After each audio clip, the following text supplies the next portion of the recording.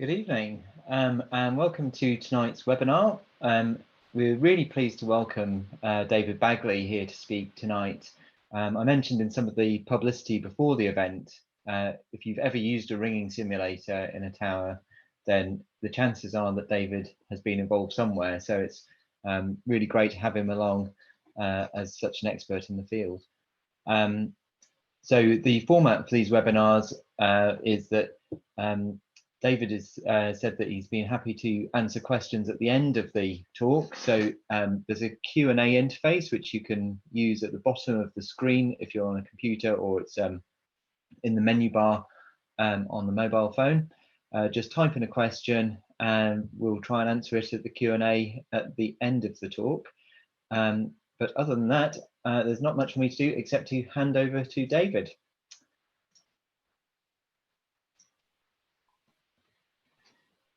Right, I think you can hear me. Can you see me yet? We can hear you. No video just as yet. Here we go. There we are. Brilliant. Marvelous stuff. Well, thank you very much, David, and thank you to everyone for joining me for this presentation. Yes, I'm going to outline the history of simulators and mention some of the key players in their development. You might already know to keep an eye out for a few famous faces as well. Anyway, I hope you enjoy it. One just little word, my broadband has an annoying habit of dropping out occasionally. Usually reappears after about 30 seconds. Fingers crossed, we'll be okay tonight. Right, I suppose it would help to define what a ringing simulator is. Well, there are in fact three types of ringing simulator.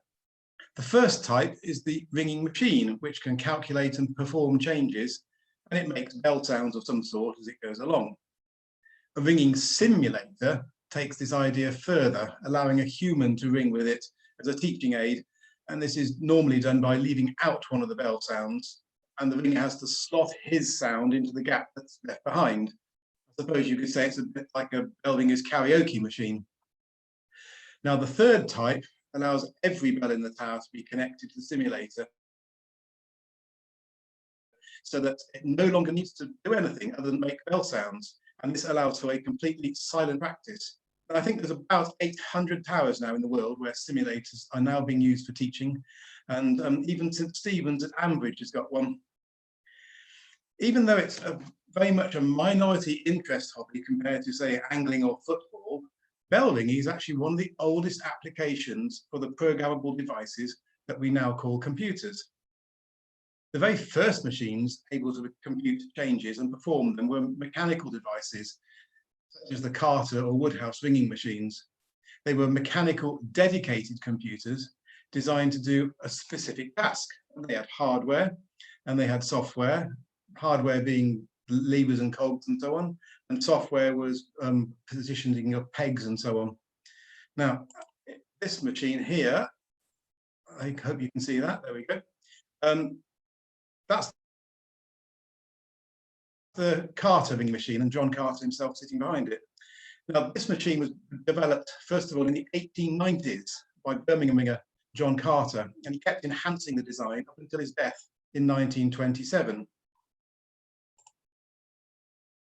There we go. This machine is now in the Bell Foundry Museum at Loughborough, and it was owned by the Central Council of Church Bell Ringers, having been bequeathed by Mr. Carter on his death.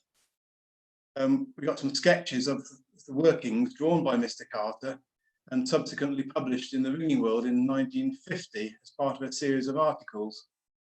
It can ring on up to 12 bells, and it can even handle bobs and singles. And the sound it makes are created by solenoids hitting a set of handbells. Have a look at this.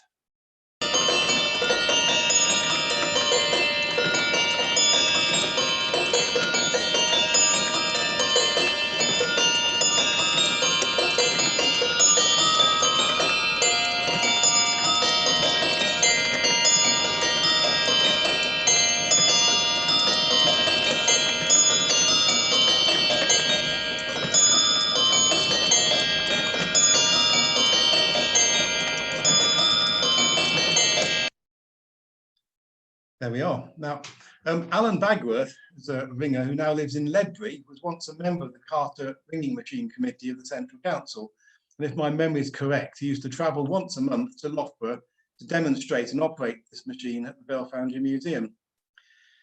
The other ringing machine I mentioned is this one, known as the Woodhouse ringing machine. This is an image taken from the ringing world, March the 31st in 1950. Now, the Woodhouse ringing machine was invented by George Fraser Woodhouse of Sedbergh in Cumbria. And he built them between the 1920s, 1930s. He actually built 9 of them. The only existing one is now owned by the Lancashire Association. Now, whether the other ones were scrapped or redeveloped into the next generation is not known. The machine can ring on up to 8 bells, and a gear wheel is selected to set the number of changes in each lead. The method is then broken down into swap notation, which is the opposite of place notation, where the position of the pairs that swap is defined. Now, each swap is represented by a peg screwed into a rotating drum. The drum rotates forward 1 place for each change until it reaches the half lead, when it reverses and works backwards through the pegs again until it reaches the lead end. Bobs and singles are made by pressing down suitable keys at the right moment, which will either stop one peg or bring another one into effect. Now, one version of the machine, I believe, could even ring spliced. That's how clever they were. It can be connected to a typewriter to print out rows, or even to a pen, which can draw out the blue lines on a roll of paper. Now, here's a clip produced by the ringing machine of half courses of Bristol on the left and superlative on the right, printed onto a roll of paper. It's not bad, really, for a mechanical device that was invented some 100 years ago. The machine's got about 1,250 parts, all of which were made by Mr. Woodhouse. I think he was something of a model engineer as well in his spare time. Now, this book here, it's a book I've got in my ringing library. It describes the machine in detail, and this book was published in 1935. Now, my copy of the book, you might see at the top there, was dedicated to William Saunders from Mr. D.F. Woodhouse, and it's dated 25th of March 1935. William Saunders was a ringer in Coalbrookdale in Shropshire, and, by the way, taught my dad to ring, and my dad taught me. Inside the book, there are several pages describing how they operate and what the parts are. Now, it's probable that Mr. Woodhouse sent a copy of this book to this lady here, Dorothy L. Sayers, and she acknowledges this in a letter dated 25th of January 1937 by saying, "Thank you so much for your letter and for your most interesting booklet about the change ringing machine. I remain overwhelmed with astonishment at anybody who'd work out a thing like that." Here we are, Charles Babbage. We all heard of Charles Babbage. Now, he started working on a mechanical computer in about 1822, and he's credited with inventing the first mechanical computer structures that eventually led to more complex electronic designs, although he never got his machines working in his lifetime. All the essential ideas behind modern computers are to be found in his analytical engine. Now, in 1991, a functioning difference engine was constructed from Babbage's original plans and being built to the tolerances of achievable in the 19th century, and it worked. The success of the finished engine indicated that Babbage's machines would have worked had he been able to get them finished. Along with the better-known Jacquard loom, the Carter and Woodhouse ringing machines must have been some of the world's first programmable machines ever built. Now, the first electronic computers were huge machines that took up vast amounts of power and space, and usually had less computing power than the average modern pocket calculator. This one, the Manchester Mark I machine, ran its first program on June the 21st, 1948, and is now acknowledged to be the world's first stored program computer to operate. This prototype was dismantled in 1950 and replaced by a commercial version in February 1951. Now, one user of this machine was a ringer called Brian Price, and Brian was using it for ringing purposes when the opportunity arose. Now, it's highly probable that Brian Price collaborated with Alan Turing, who was deputy director of the computing laboratory there at that time. Now, Alan Turing was the person, as we know, behind the world's first electronic computers at Bletchley Park, used to break the German wartime ciphers. And he's also credited with inventing structures which all modern computers use. Now, there's one sentence in a biography of Alan Turing called The Enigma of Intelligence. And this is a book called by Andrew Hodges. And this one sentence rather rhythmically states that he had in particular a bell ringing program. Bell ringing, working through every possible permutation. For whom did the bell toll? Ask not. Well, there you go. The late Roger Bailey, who worked at Imperial College London, wrote an article which he called his Shaggy Dog Story on this very subject for the Ringing Award in 1998. Now, Brian Price was pioneering the use of computers for peal ringing composition. And in particular, he was searching for the holy grail of compositions, that being a Bob's only peal of Stedman triples. Now, it had been known in theory that the extent of Stedman triples could be obtained without using singles, but no composition had ever been found. In fact, only in 1995 was a Bob's only composition actually produced by Philip Saddleton and Andrew Johnson and Roland Cholsey. I think Colin Wilde also composed one about the same time, I think a little earlier, but it wasn't published first. Now, Brian Price, in a letter to the Ringing World of March the 6th, 1953, described some of his experiments. So peal composition is actually one of the earliest computer applications of any kind, and probably one of the very first non-numerical applications as well. Now, it's not surprising that Brian Price would be the man to achieve this first, as he had already developed an interest in ringing machines and published a number of articles on the subject in the ringing world during the 1950s.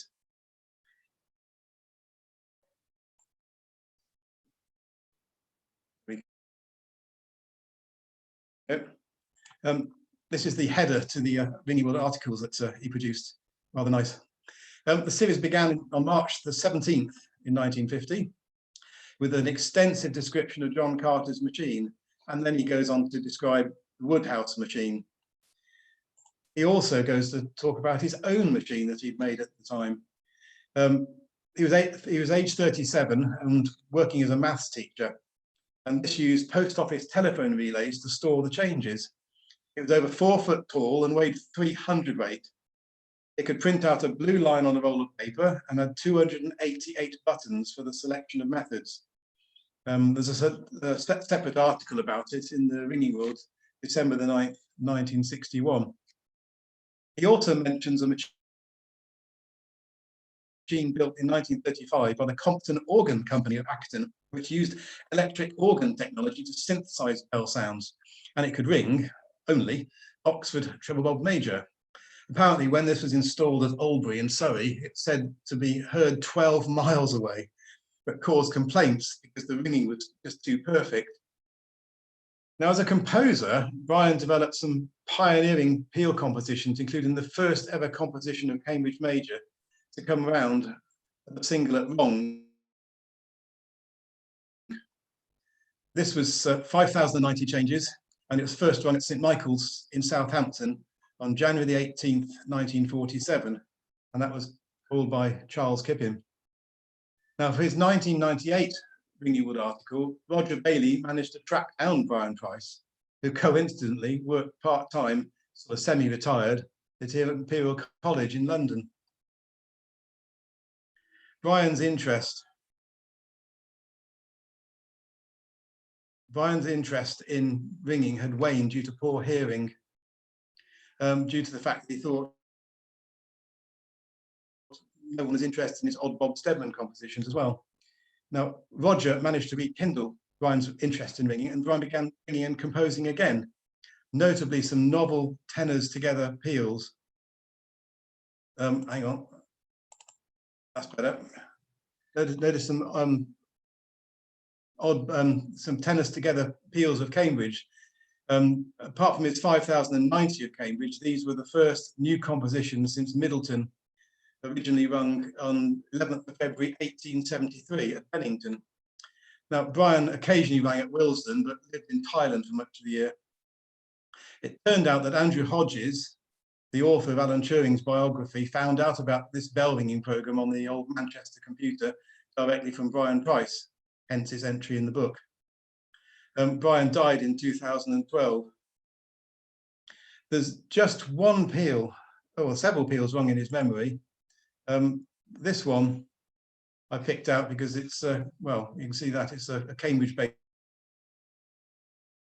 one. Interestingly, for me that is, I once rang with two of the band. Jenny used to live a few miles downstream of me in Tewkesbury, and like me, Liz also hails from Malvern. There we go. I disappeared for a second then, didn't I? Right, while on the subject of other ringing machines, the Ringing World of December the 26th, 1958, has an article by Teddy Barnett describing a change ringing machine designed by Professors R.J. Walker and J. Kiefer, the mathematics department of Cornell University, which is near New York, and built by Donald Stevens. Now, I wonder if this machine still exists. Apparently, the Cornell Library also holds many ringing books, including a 1733 edition of Campbell-Ogier Improved. Another pioneer, an early pioneer of the use of computers for bell ringing purposes, was at RRE, the Royal Radar Establishment in Malvern, in about, trying to read what that says. Oh, okay. I think I'm okay. RRE in Malvern about 1952. A local ringer, RHA, known as Nick Carter, was able to program the station's TRIAC computer to perform changes. Now, it would produce a series of beeps out of a loudspeaker and could ring any method it was programmed with on up to 12 bells. Now, some years ago, my father had a cassette recording of this, but I couldn't find it last time I looked for it, which is a shame. Interestingly, many members of the team which built the Ferranti computer at Manchester also had links with the RRE in Malvern.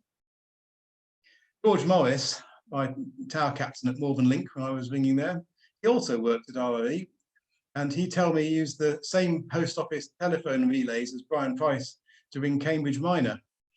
He and fellow Jerry Edwards, who was also at RRE, wrote ringing programs in a language called Algol, and they were used to prove touches of Grant cicatas on the RIAC computer, which replaced the TRIAC machine. RIAC was the UK's first solid-state computer, which used transistors instead of valves. And my father wrote his first ringing program in 1969, again in Malvern, on the RRE computer using Fortran language. It would produce a list of roads based upon place notation, and in doing this, he taught himself to program a computer.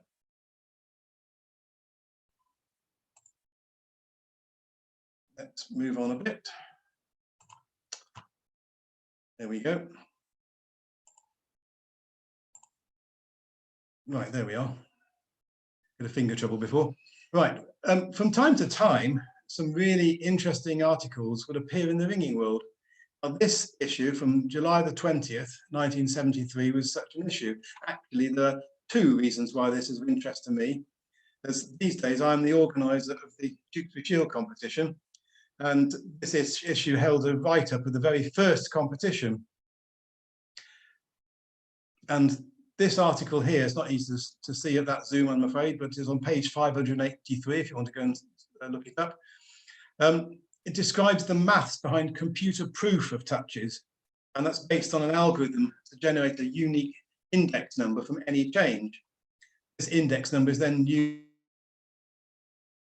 to access an element in an array. Now, if that element has already been found, then the touch is clearly false. Now, as Mark Davis pointed out in his recent talk, this is a process which is ideally suited for computers to perform. Now, a modern computer can prove a whole peal in a tiny fraction of a second. I'm sure that many other ringers attempted to make ringing machines or to write programs on early computers. These are just a few of the pioneers. Now, change ringing, both performing and calculating changes, is therefore one of the earliest electronic computer applications of any kind. Now, so far, most of the efforts have been put into proving ringing, The first electronic ringing simulators, which could also perform ringing, were made by Peter Cummins of Camelford in the late 1970s and the early 1980s. And these were demonstrated by Peter each year at the Hereford course.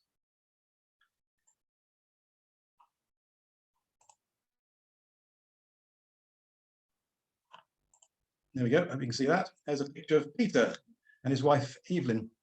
Now, Peter was an absolutely fascinating and very clever person. And during World War II, he was a volunteer reserve officer in the Royal Navy with the rank of lieutenant, being seconded to bomb disposal. His technical knowledge was such that he was able to contribute significantly to the safe recovery and disposal of German magnetic mines. Now, on October the 24th, 1940, he found himself very much at the sharp end of the latest threat, and that was acoustic mines. Now, these mines would sit on the seabed and would arm themselves when they reached a depth of 16 foot. And even the tiniest sound or disturbance would cause them to explode. Now, Peter was sent to the River Ogmore near Porthcawl to recover a mine which closely resembled the normal magnetic mines that had been. His Lieutenant Sidney Baker found this mine between the high and low water marks, and noticing that the primer release had not operated, but the retaining pin was missing, he simply put a pencil in the hole and made it safer. Now, this turned out to be the very first acoustic mine ever recovered. And it was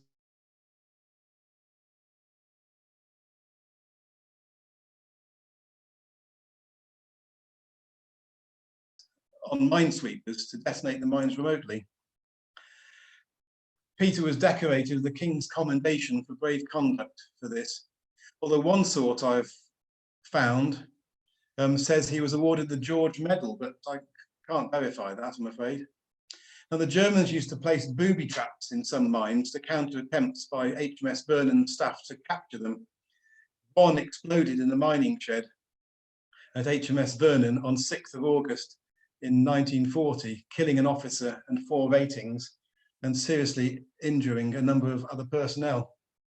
To avoid a repetition of this, a disused quarry near Petersfield in Hampshire was nicknamed HMS Myrtle. That was short for the Mine Investigation Range, and that was used for examining mines.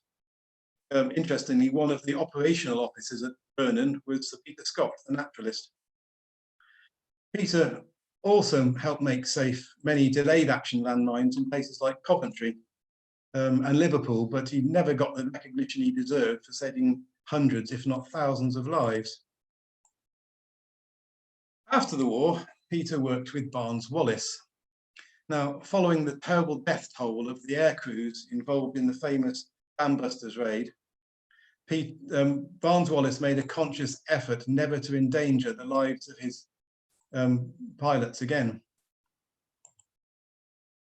His pioneering aeroplane designs were extensively tested in model form, including this double-decker plane, decades before the A380, of course. And Peter helped develop the radio control equipment for flying the prototype models. He put his radio control ideas into practice on model boats as a hobby. And on the front cover of this edition of Model Engineer magazine in 1949, it shows him with his DUKW, which was described in the text as remarkably controllable. About this time in the 1950s, there was a lot of interest in model boat navigation competitions, where a boat would have to steer unaided around a course set out on a boating lake. This would usually involve clockwork timers, move the sails and rudder to follow a specified course. Now, Peter came along with his radio-controlled boats and won every competition he entered. After Barnes-Wallis, Peter went on to start a business for controlling scaffolding lifts on building sites. It must have been the 1970s that his doctors warned him that for health reasons he should leave London and slow down. So with his wife Evelyn, he moved to Camelford in Cornwall. Now, Evelyn started ringing at Llanteiglas by Camelford first, and Peter soon followed. Now, frustrated by the lack of opportunity for train ringing in that part of Cornwall, he started experimenting with machines to help him learn. Now, the first ringing simulators he built in the 1970s didn't use a computer to calculate the rows, but were entirely made out of what's called hardwired logic.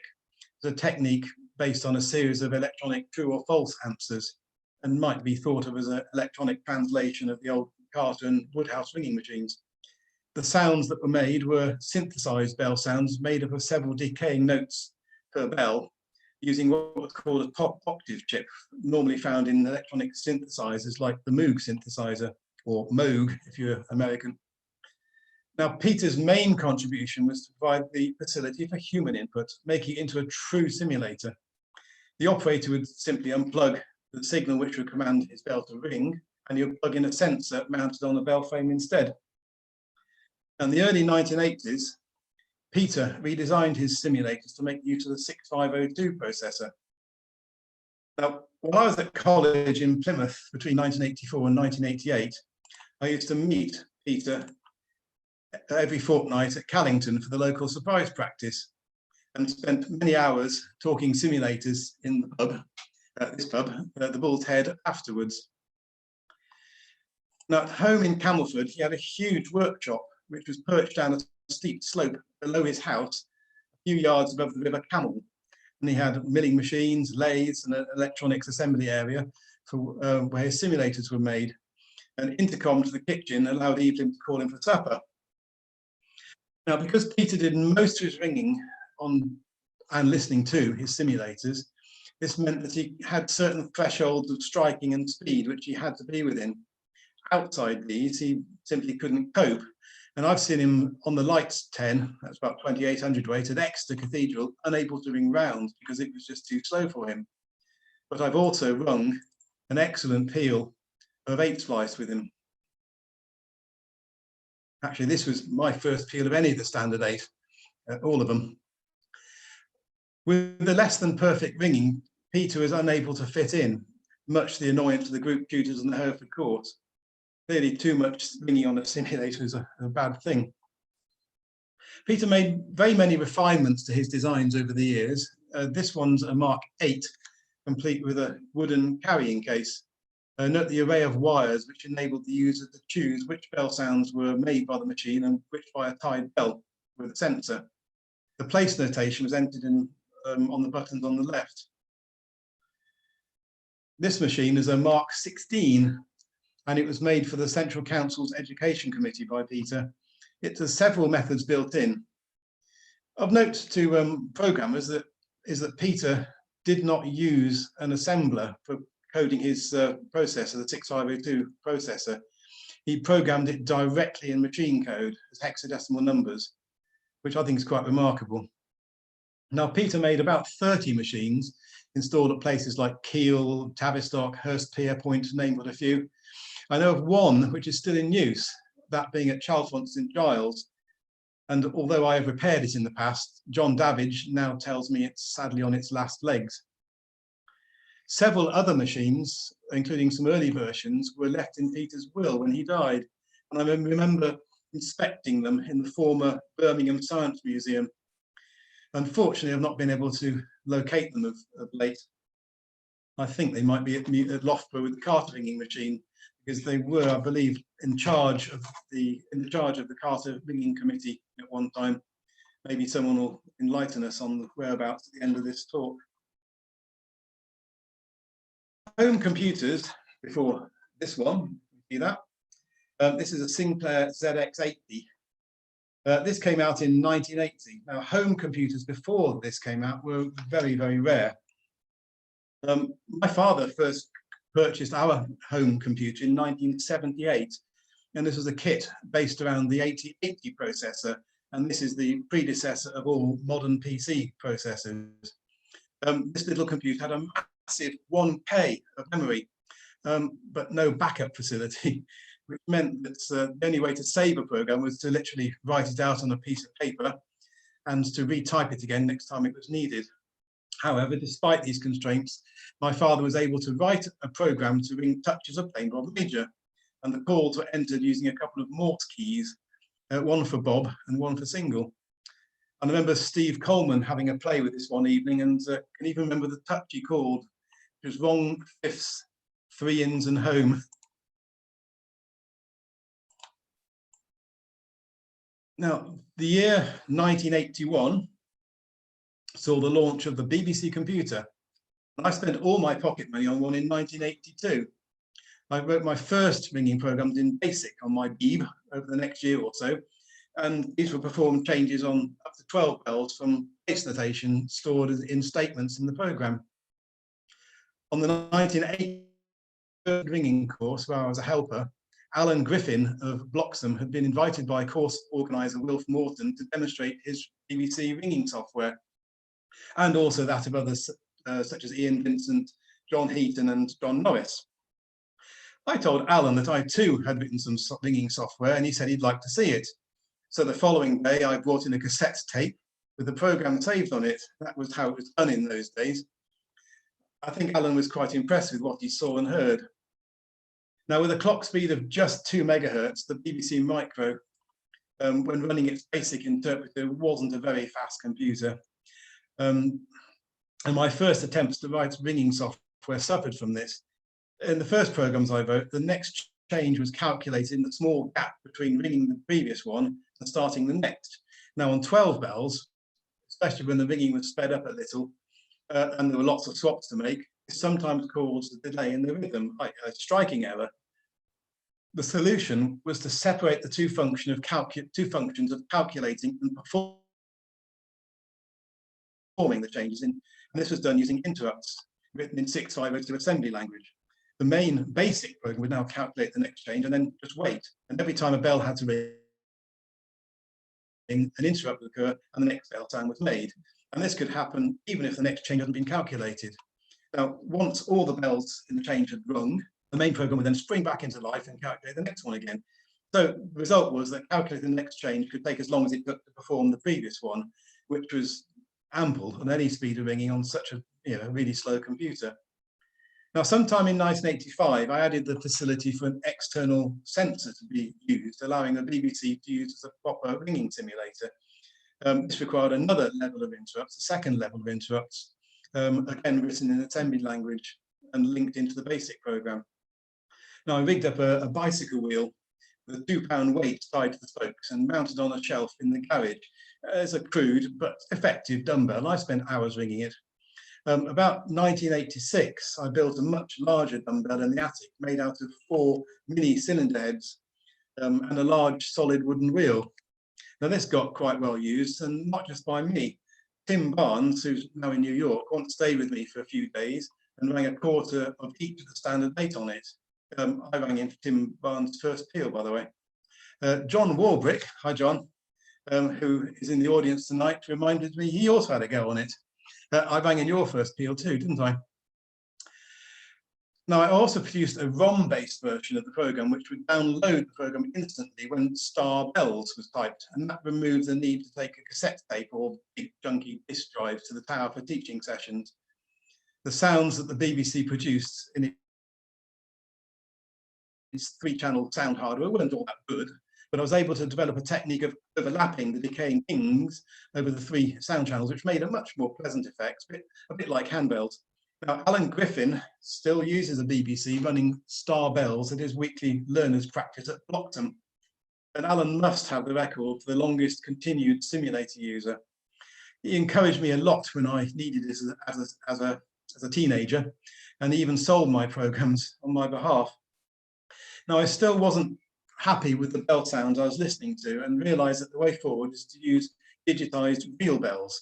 Now, by 1990, I had a working prototype using homemade PCBs etched in ferric chloride by my father. This is before PCs had sound cards, so all the digitizing and playing back of sounds had to be done on specifically designed and built hardware.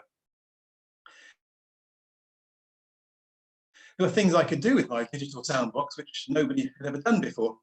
This included retuning individual bells in and out of tune ring, and making recordings of the results to show what the bell hangers could achieve with selective retuning. I could also augment rings of bells electronically and was able to produce recordings of 16 tower bells ringing some months before St Martin's in the Bullring were installed in 1991. Have a listen to this.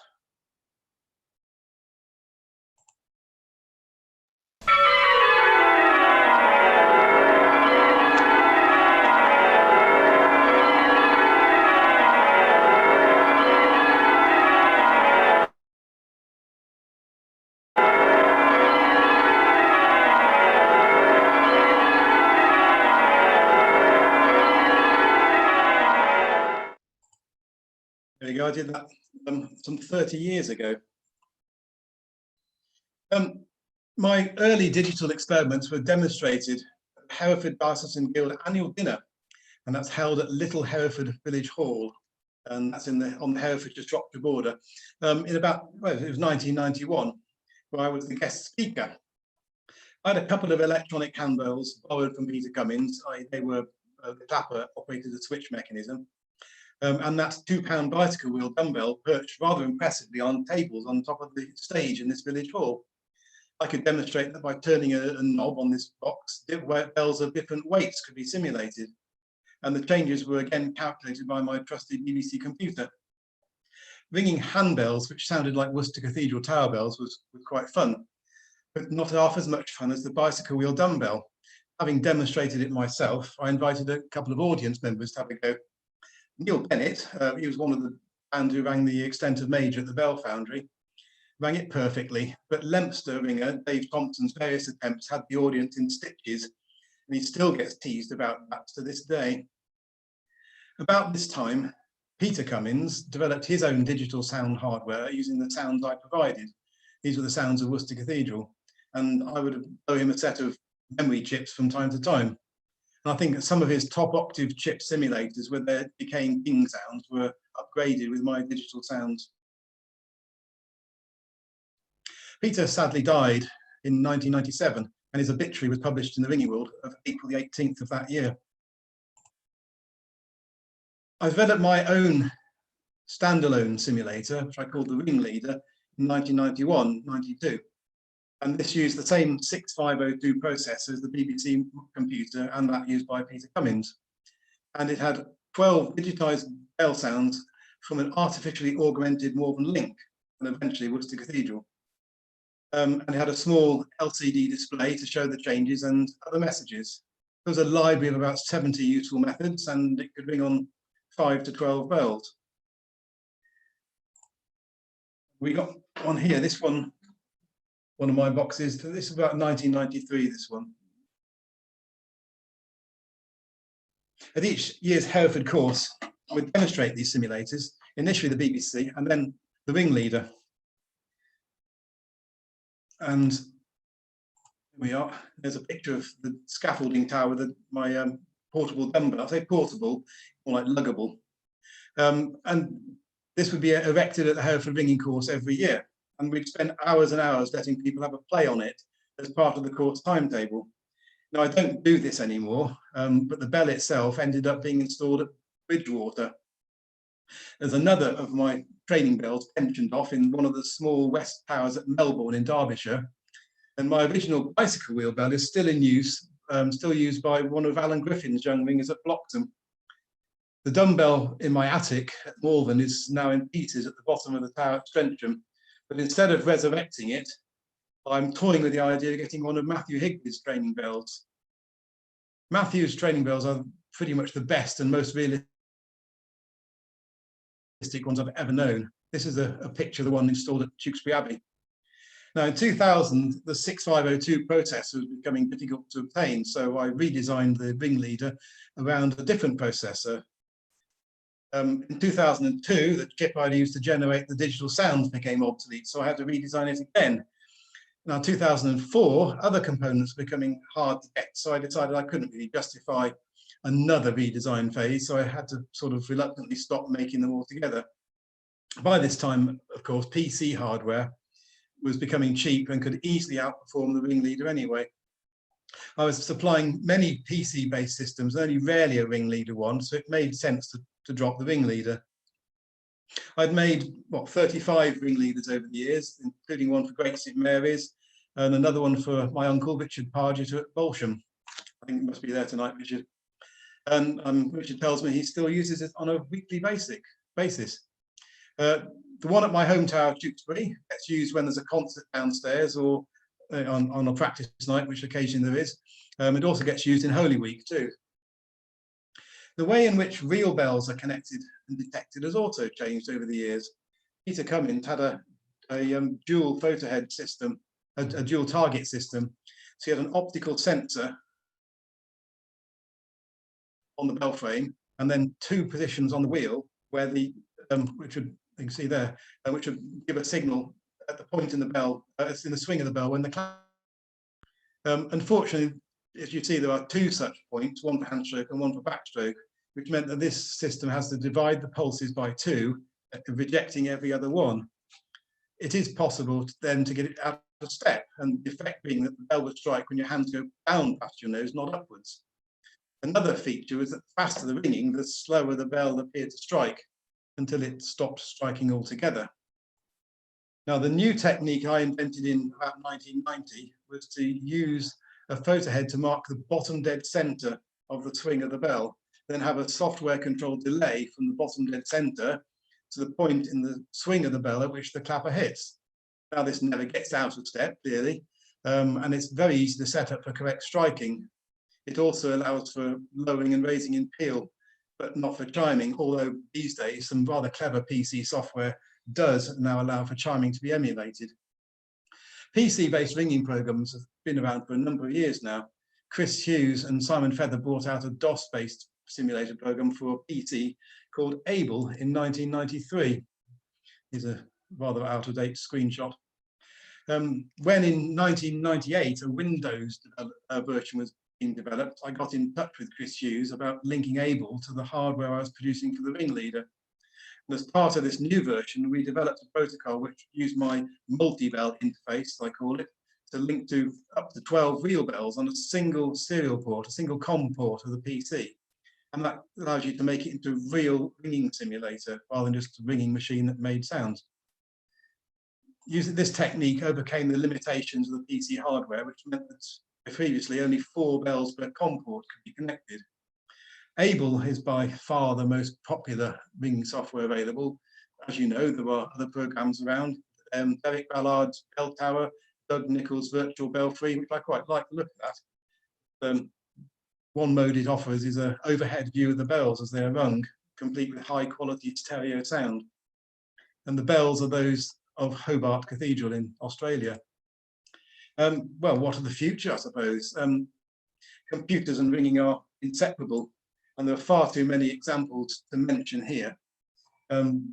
Just a handful, maybe. Say Bill Hibbert has written a program to analyze the harmonics of a bell. Chris Hughes has just released a version of Able for your mobile phone. Another slightly more recent example where ringing and computer technology meet is that of marking striking competitions. The National 12-Bell competition has been doing this for a while, and while Hawk ear, as it is called, is now used for marking striking competitions, it's also being used in analysing practice night striking as well. Perhaps Hawk ear is a good topic for someone else to talk about one evening if somebody feels like doing it. Nowadays, the internet has loads of ringing content on it. There are even online composition engines for half-lead space, Stedman pricking. The online Dove Guide is a great example of the use of internet for the benefit of ringers, and as is CompLib. Email and Facebook are obviously very popular, and at the moment with the coronavirus lockdowns, this is pretty much the only way that people like you can get your ringing fixes. Things have certainly come a long way, haven't they, since Messrs. Carter and Woodhouse were around. I wonder what they think about it all. This is coming to the end of the talk now, so I really thank my contributing sources to this, including Bill Purvis, who's a non-ringer, but with a real interest in ringing machines, and steward of the Carter ringing machine. Back issues of the Ringing World have also been a good source of valuable information. Anyway, that's about it. I hope it's been informative. If Dave would like to come back online now and see if there's any questions. Yeah, well, thank you very much indeed, David. That's an excellent run through the history of simulators. I don't think there are any questions in at the moment, but one that occurred to me when you were talking was you mentioned the interface that was developed with Chris Hughes and compatibility with the ringleader. What do you think the future of those types of systems is? You know, that they've been, as you say, very stable for the last 30 years. Do you think there's another 30 years to come of similar types of hardware? Well, there could be. I mean, the way I've kept it is it's quite simple and it's reliable, and these days, you know, the sensors I'm using are proving 100% reliable. In the past, I've had problems with faulty components, but I'm over that now, as far as I can tell. There are other techniques of doing it. I mean, I'm just using a simple reflective light sensor. So other people have used magnetic sensors, Hall effect sensors, also accelerometers as well. They've all got their places. You know, I suppose I'm old-fashioned in the way I like to make it work, because you know it's understandable, and you know, for me it's you know, it works, and you know, ringing to me is a hobby. It's a very good hobby, of course, but I do have a full-time job as well. So there's no way, with all those systems out there, I could handle a system which wasn't reliable.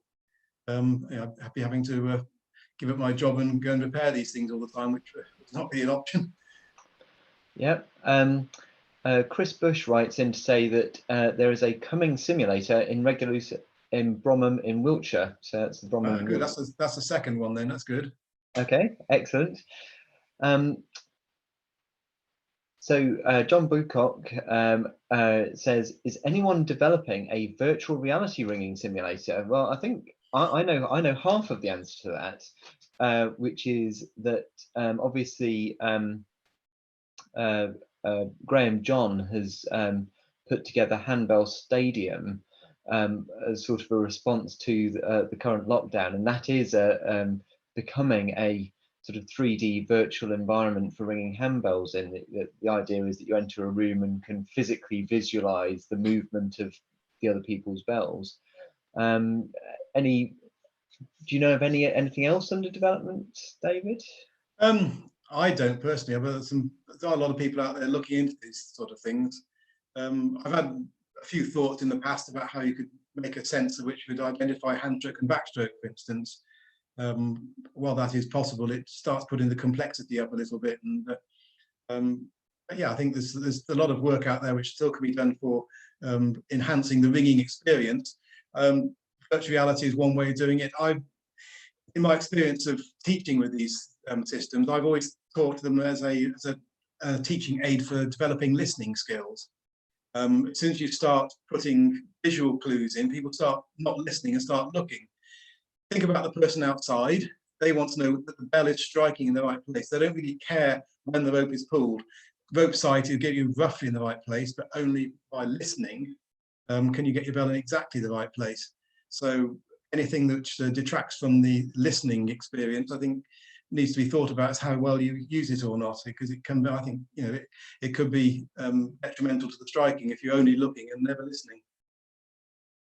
Yeah, absolutely. We've got another question, and it maybe puts you on the spot slightly, but we've got a question from Trevor Arnold. Says he has set up some maypole bells. I'm not quite sure what that is, and intend to promote home dumbbells and multi-bell training sets. Can you help promote these? Well, I think we're doing that right now. I think we are, yes. I think there's a lot of people on this talk tonight, from the occasional name that pops up, who are very, very experienced on using simulators for teaching, developing their own ideas and so on. So I think, yeah, there's a lot of active people out there developing their own ideas. So I see no reason why we can't collaborate and you know, see where that takes us.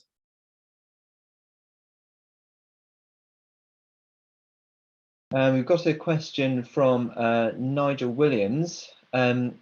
Has anyone developed a dumbbell that does not use a swinging weight, something like a servo motor or pulley system, to reduce the size of the system? I don't think anyone's successfully done it yet. I've looked at it 2 or 3 times as to what could be done. If you had a proper controlled motor with a lot of motion feedback involved, you could tell if this motor would be wrapped around, say, a simple spindle. You could tell by how fast the motor was going, with a speed sensor, whether it was being pulled or retarded, and that could then be used to model in software a swinging bell. It could be done. I've never seen it done. It'd be quite a good university project for somebody. Okay, wonderful. Sorry, I'm just marshalling the question. So, as typical, people are a little bit shy to come forward initially. They're coming thick and fast now, then. Yep. Greg Pierce writes to ask, it's interesting to hear the connection between ringing and some of the early computers. At some point, somebody must have thought to look back at the truth of these historic peals. Were there any major upsets, do you know?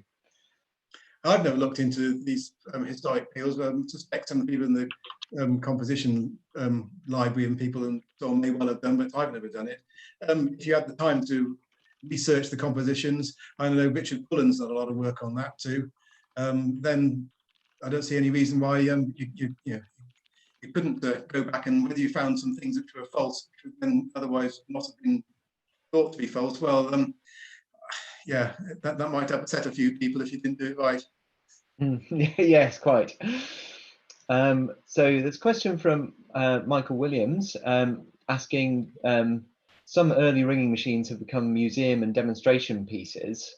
Have you any thoughts about how the more recent simulators can be preserved as part of ringing history? And that's a fantastic question, because it's one of the questions that how do we as a group of people preserve all of these sort of digital assets that we've got?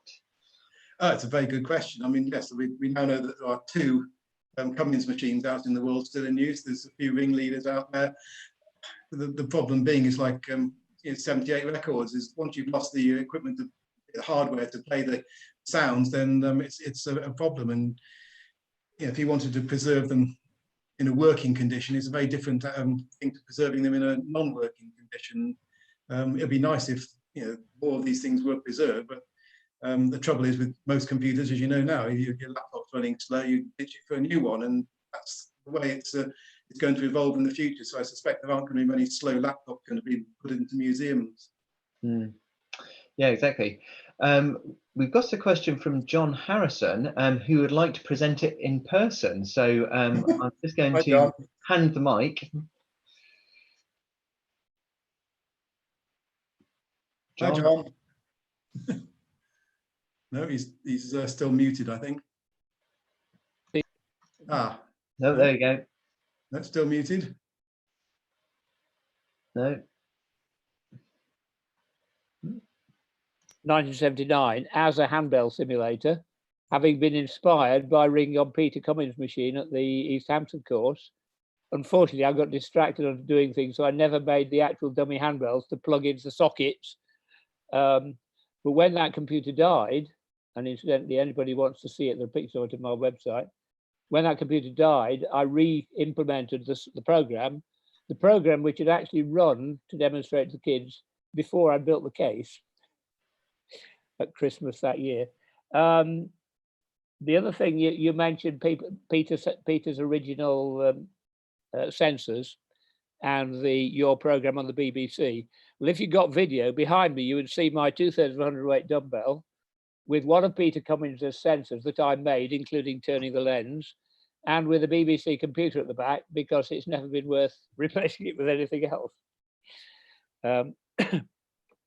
And on the other thing, the other thing that's been happening lately, have you come across Ringing Room? There was an article in the Ringing World about it, which I've rung with. I've not yet rung with Handbell Stadium, but I'm hoping to do so.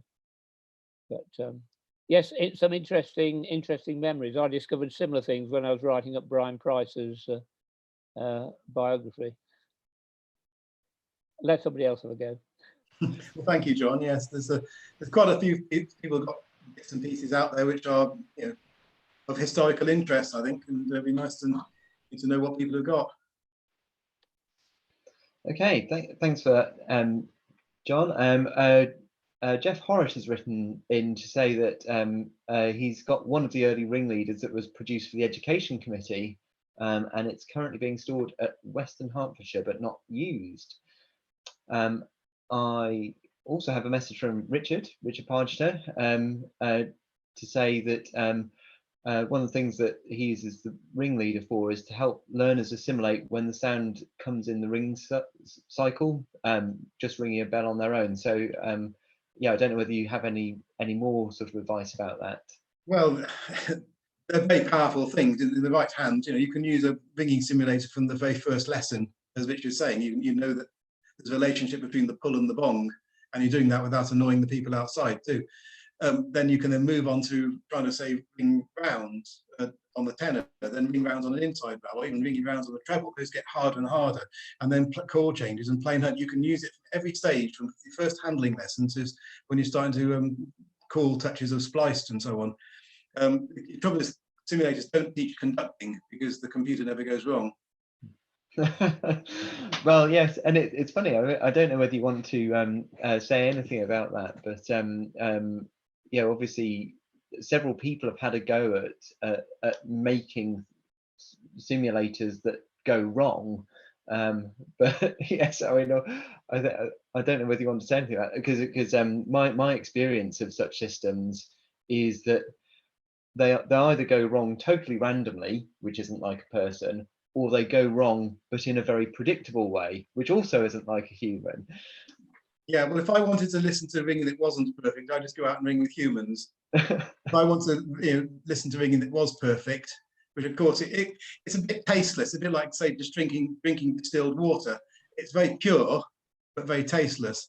But as I say, as a bell ringer, my job is to make what people hear outside, the paying audience, if you like, as high quality as it should be, or as high quality as it could be. So you know, things like say both sides, as I've mentioned before, all very well, but the only way you can bring to the perfection or near perfection is by listening. And the human ear is remarkably good at this. I did some experiments years ago. We had a dumbbell set up at the Sparshot course, and a BBC micro set up to ring a test piece, and then I had another computer, another BBC micro set up as a stopwatch. And what the stopwatch would do would measure the time between when the bell should have rung and when it actually did ring.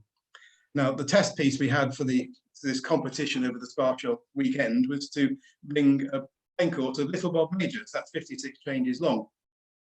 And the best score that was managed over the weekend was a total error of 1.1 seconds over those 56 changes. Now, do a bit of maths on that. That works out at about 20 thousandths of a second per pull. So the human ear is remarkably good at picking up errors in rhythm of about 20 thousandths of a second. And another thing is the odd struckness meter I make as well. If you ask, if you can find a bell that's got an odd struckness of less than 20 thousandths of a second, human ears can't pick that much up. So that's the sort of target you're trying to achieve in terms of accuracy of striking.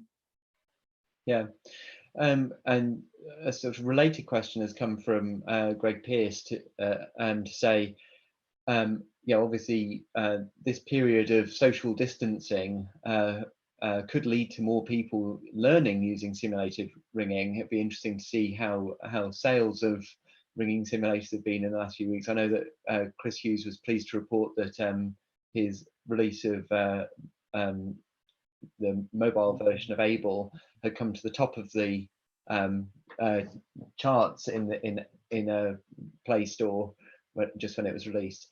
But Greg's question is, how do we avoid becoming like Peter Cummins, who said found it hard to ring with imperfect human ringers? Should we simulate mistakes? And so that's a very related question. It's a very good question. Obviously, too much of it is not good for your ringing. But then again, what you're doing it for, you're doing it to be able to ring better with humans when you go out to do that. So yes, use as much simulated time as you've got to improve your ringing, so that when you're ringing on a real bell in a real tower with real people, then your ringing is better. Now that couldn't just be for striking. You can listen to your bell better, pick up the rhythm of your bell better by spending time on a simulator. Don't forget, of course, the only mistakes you hear are going to be yours. But it could also be using a simulator for teaching yourself a method. You've got a pill coming up in a few weeks' time with some really smoky stuff that you've never had a chance to ring before. Fine, program it into your simulator, have a play with it, and get the feel of what the method is like before you then take it into a tower and have a go at it. So yeah, are used in so many ways, and the software these days you get on PCs and so on is very, very powerful. In some ways it's too complicated for the average user, but it's still very, very powerful. It can teach right from the first lesson, and that's the amazing thing about it. And it speeds up the rate at which people learn too. So if you've got someone who doesn't get much practice on a practice night, they might get 10 minutes or so. Great, have another session, have a silent session, silent practice night on another night of the week. Have people come along and just ring on the simulator on another night of the week. There's so much you can do with a simulator. Yeah. Andy Simmons asks, would you say that ringing simulators are now really interface boxes to provide signals to computers rather than the full original simulators? Says, being a newbie, he's taken an Arduino and an IR sensor and quickly interfaced to Able. Not as impressive as the ringing simulators that we've talked about this evening. What do you think? I think, yeah, I think there's an awful lot of people who can do a lot of experimental work, a lot of good work, a lot of development work in different avenues. I mean, the way I've gone is based upon my experiences, and I've never used an Arduino as it happens, but they are brilliant little platforms, really cheap platforms, and they got a lot of legs, but they weren't around in the 1980s when I was playing with this. So it's effectively the latest version of the BBC Micro, where people can get hands on and teach themselves to program. I mean, when I learned to program, it was the computer you need a forklift to move, and the manual you can put in your back pocket. These days it's the other way around. The manual need a forklift to move, and the computer will fit in your back pocket. Things have moved on, in the years since we've been playing this, and it's great to see that other people are still putting their ideas into practice. And yeah, go for it. It's great. Yeah, Steve Manstead asks, how intuitive are current ringing apps? On a recent phone survey of simulators in my region, it transpired that many had fallen into disuse because the person who knew how to use it had either left, retired, or died. What do you think about that? It is a problem. I mean, yes, I mean, I've sold, I think, getting on for 700 simulator systems around the world. The amount of feedback I get is absolutely minimal. It could be one of two things. It could be it's working perfectly and it's being put to great use, or I think it's true in a lot of cases. Yeah, or it's stuffed in a cupboard somewhere because someone doesn't know how to use it. And the latter one is the one that is really more worrying to me. If people have got systems out there that are in a cupboard, please get in touch with me and we'll see what we can do to get them back working again, because they're no use switched off in a cupboard. They're put on the end of a ring of bells, plugged into the computer. That's what they're for, and that's what I get my kicks from, is the fact that I can't go out to 700 practice nights a week, but I got 700 bits of kit out there that are helping other people learn. Yeah, and I'd echo that from both the local towers Ring at have your equipment in them. We're using them on a weekly basis, and it's a fantastic facility, and we're very grateful. Yeah. Well, yeah, every tutor uses their own different way as well. So they're so powerful in that respect. There's no two people who use it in exactly the same way. It's a very useful teaching aid, on all stages. I think we're sort of getting to the end of the questions that have been asked. So Trevor Arnold's written in just to provide a nice summing up thought, which says that ringing with a simulator can open up possibilities for ringing anywhere, which I think is a great thought. But I think at that point it just leaves me to thank once again David Bagley for taking the time to talk to us this evening to prepare this talk. Leslie Ball has just written to say that Roger Booth has just released a series of short YouTube videos on using Able, so they'll be useful if people want to know some of the other bits of the sort of jigsaw. But anyway, thank you very much, David, for taking the time to talk to us. It's really good to have such knowledgeable and expert people available to talk. This video will be available on YouTube if anyone wants to review any of it. But thank you all very much. Pleasure. All right. Cheers and good night.